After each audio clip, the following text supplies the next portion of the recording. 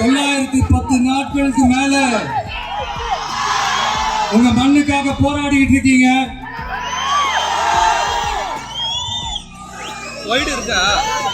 உங்க போராட்டத்தை பத்தி ராகுல் ஒரு பையன், சின்ன பையன் பேசுனதை நான் கேட்டேன். அந்த குழந்தையோட பேச்சு மனசு ஏதோ செஞ்சிருச்சு. உடனே உங்க எல்லாரையும் பார்க்கணும்னு தோணுச்சு, உங்க எல்லாரையும் கூட பேசி ஆகணும்னு தோணுச்சு, உங்க எல்லாரும் கூட நான் நிற்பேன், தொடர்ந்து நிற்பேன் சொல்லணும்னு தோணுச்சு.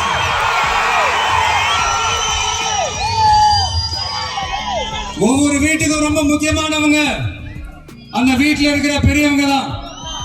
அதே மாதிரிதான் நம்ம நாட்டுக்கு ரொம்ப முக்கியமானவங்க உங்களை மாதிரி விவசாயிங்க தான். அதனால உங்களை மாதிரி விவசாயிகளோட காலடி மண்ணை தொட்டு கும்பிட்டுதான்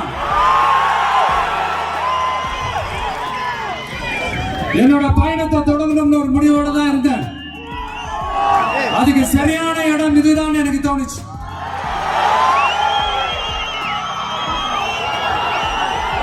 என்ன உங்க வீட்டில் இருக்கிற ஒரு மகனா என்னோட கள அரசியல் பயணம் உங்களோட ஆசீர்வாதத்தோட இங்கிருந்து தான் தொடங்குது. நம்மளுடைய முதல் மாநில மாநாட்டில் நம்ம கட்சியினுடைய கொள்கையை பத்தி நான் எடுத்து சொன்னேன். அதுல ஒண்ணுதான் இயற்கை வள பாதுகாப்பு. சூழலியல் மற்றும் காலநிலை நெருக்கடியை எதிர்கொள்ளக்கூடிய இயற்கைக்கு ஊறு விளைவிக்காத பகுதிசார் மாநில வளர்ச்சி பரவலாக்கம். இதான் நாம் அறிவிச்ச அந்த கொள்கை. இதான் நான் இங்க சொல்றதுக்கு காரணம் ஓட்டு அரசியலுக்காக இல்ல.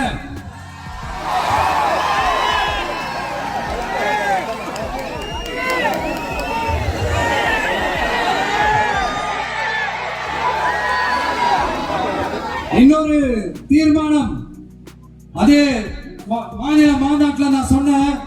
அது விவசாய நிலங்கள் பாதுகாப்பு கொள்கை தீர்மானம். அதுல காஞ்சிபுரம் மாவட்டம் பரந்தூரில்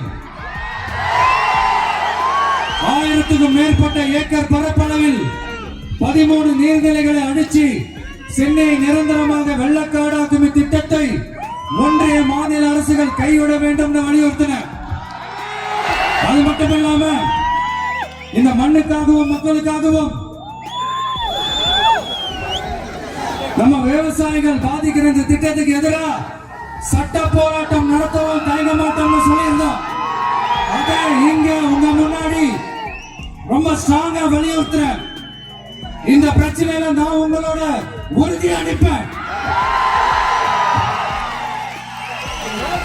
இன்னொரு முக்கியமான விஷயம், நம்மள ஆண்டுகிட்டு இருக்கிற ஒன்றிய அரசுக்கும் மாநில அரசுக்கும் நான் சொல்லணும்னு நினைக்கிறேன். நான் இங்க வளர்ச்சிக்கு எதிரானவெல்லாம் கிடையாது. ஏர்போர்ட்டே வரக்கூடாதுன்னு நான் சொல்லல, இந்த இடத்துல வரக்கூடாதுன்னு நான் சொல்றேன். இத நான் சொல்லலன்னு இவன் வளர்ச்சிக்கு எதிரானவன் அப்படி இப்படின்னு சொல்லி ஒரு கதையை கட்டி ஆரம்பிச்சிருவாங்க. நமக்கு அதை பத்தி எல்லாம் கவலை இல்லை மெய்ய.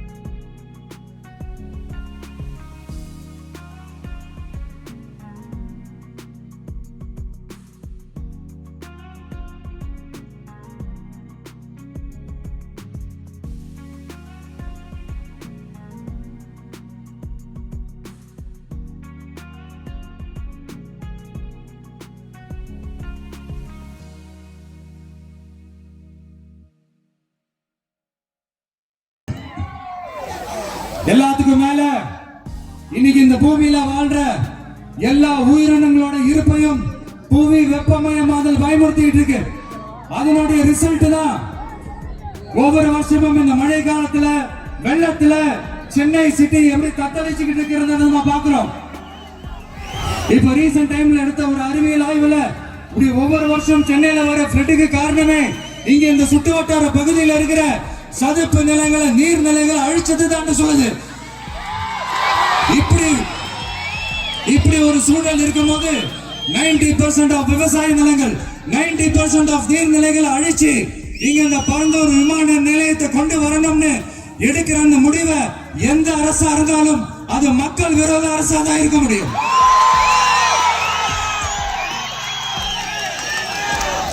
இப்ப சமீபத்துல நம்ம அரிட்டாப்பட்டி பகுதியில அந்த டங்ஸ்டன் சுரங்கம் அமைக்கிறது எதிர்த்து தமிழ்நாடு அரசு ஒரு தீர்மானம் ஒன்று கொண்டு வந்தாங்க. அதை நான் மனப்பூர்வமாக வரவேற்கிறேன். ஆனா அதே நிலைப்பாட்டை தானே இங்க நம்ம பரந்தூர் பிரச்சனையில எடுக்கணும்.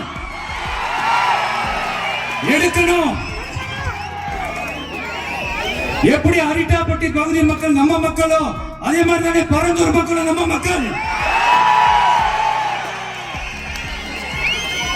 அப்படித்தானே ஒரு அரசாங்கம் யோசிக்கணும். ஆனா அப்படி செய்யலையே. ஏன் செய்யல? ஏன்னா இந்த விமான நிலையத்தையும் தாண்டி இந்த திட்டத்துல அவங்களுக்கு ஏதோ ஒரு லாபம் இருக்குது.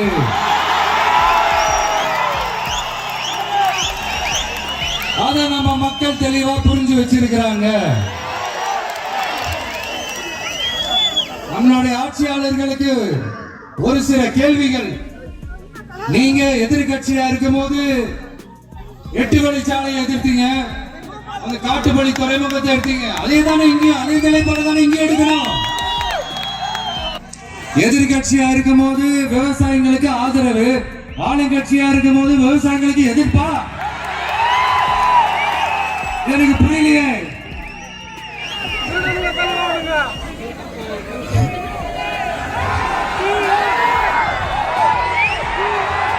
அதனால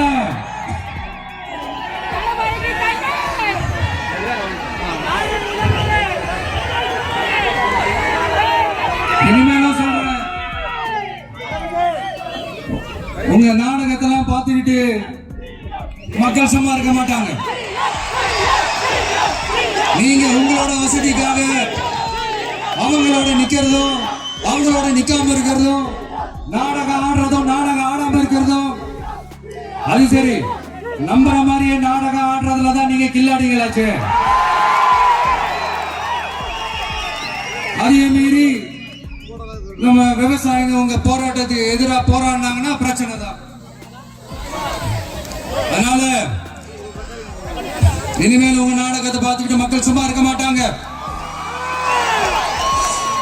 உங்களோட இந்த விமான நிலையத்துக்காக நீங்க ஆய்வு செஞ்ச இடத்தை மறு ஆய்வு செய்யணும்னு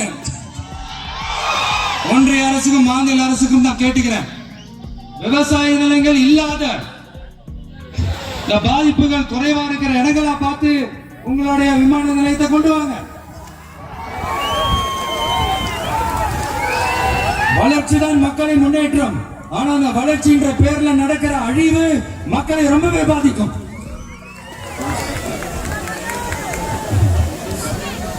நீங்க எல்லாரும் உங்களுடைய ஊர் கிராம தேவதைகளான கொல்லமட்டால் அம்மன் மேலையும் எல்லை அம்மன் மேலையும் ரொம்பவே நம்பிக்கை வச்சிருக்கீங்கன்றது எனக்கு தெரிஞ்சது. அந்த நம்பிக்கையை இழந்துடாதீங்க. உங்களுக்காகவும் உங்க ஊருக்காகவும் இனி உங்க விட்டு பிள்ளையான நாடும் தமிழக வெற்றி கழகத்தோட தோழர்களும் சட்டத்துக்கு முற்பட்டு எல்லா வழிகளிலும் உங்களோட உறுதி அளிப்பேன். உங்களோட ஊருக்குள்ள ஏகனாபுரம் ஊருக்குள்ள வந்து அந்த திடல்ல தான் உங்க எல்லாரையும் மீட் பண்ணணும்னு நினைச்சேன். ஆனா எனக்கு பர்மிஷன் கிடைக்கல.